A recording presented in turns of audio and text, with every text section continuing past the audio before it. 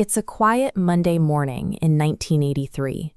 Outside a high-security warehouse near London's Heathrow Airport, everything looks completely routine. Employees arriving for their shift find the exterior doors locked tight, the alarms are set, and the overnight surveillance tapes show absolutely zero suspicious activity. But when staff finally step inside, they find the heavy steel vault door wide open. Over $300 million worth of assets are gone. No forced entry, no alarms, no gunshots. The missing haul creates an immediate problem for the thieves. They didn't take untraceable cash. They took thousands of heavy gold bars, each one stamped with specific hallmarks and serial numbers. Breaking into the vault and moving all that weight was only step one. The real challenge is making 3 tons of highly regulated, globally tracked physical wealth vanish without a trace. This warehouse was widely considered impenetrable. The crew bypassed the entire technological security grid without firing a shot, simply by finding a flaw in the system. They had an inside man. A security guard handed them the entire playbook, exact patrol routes, shift changes, and the precise mechanics to open the inner vault. Even the most advanced physical locks and camera networks fail when the people entrusted to operate them decide to look the other way.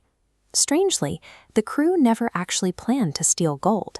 Their target that night was the vault's cache of untraceable foreign currency.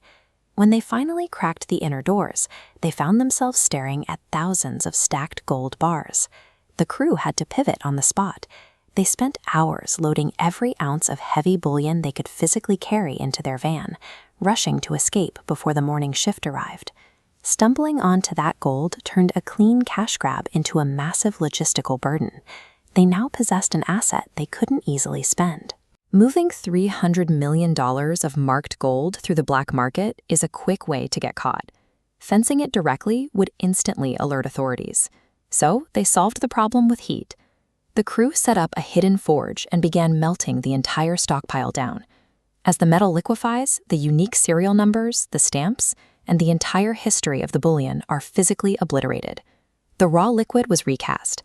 They mixed it with copper to alter its chemical profile, then poured it into unmarked blocks or disguised it as everyday jewelry to push it back into the global market.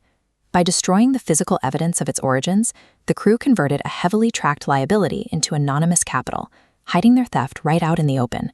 Police launched a massive investigation. While a few members of the crew were eventually caught, the vast majority of the $300 million was never recovered. The liquidation was so thorough that experts believe anyone wearing gold jewelry bought in the UK after 1983 is likely carrying microscopic traces of the Brinksmat heist. This untraceable capital provided those involved with a massive, anonymous pool of liquid wealth. This sudden influx of cash acted like venture capital for London's underground economy. Millions flowed out to fund street-level businesses, real estate, and smuggling operations. The profits built complex offshore accounts and corporate structures, fortifying money laundering networks supporting British organized crime for decades. In the end, the heist succeeded because the thieves understood that physical gold is a liability, but anonymous capital is a permanent tool.